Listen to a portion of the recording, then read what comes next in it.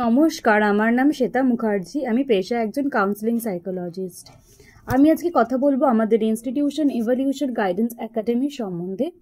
আমাদের এই ইনস্টিটিউশন বিগত 10 বছরে প্রায় 2 লাখেরও বেশি ছাত্রছাত্রীকে কেরিয়ার কাউন্সেলিং করিয়েছে এবং উপযুক্ত ভবিষ্যৎ নির্বাচনের পথে সাহায্য করেছে।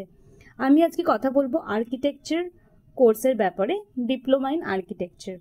বেসিক্যালি এই কোর্সটি হচ্ছে একটি আন্ডার গ্র্যাজুয়েট প্রোগ্রাম এবং 10 বা 12 যে কোনো বোর্ড পাস করার পরে তারা এই কোর্সে যোগদান করতে পারে।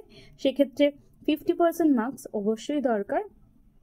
কিছু কিছু ইনস্টিটিউশনে কিছু এন্ট্রান্স এক্সামের মাধ্যমে স্টুডেন্টদেরকে ভর্তি নেওয়া হয়ে থাকে, যেমন NATA national aptitude test in architecture, এই এক্সাম। এছাড়া আরও কিছু এক্সাম রয়েছে।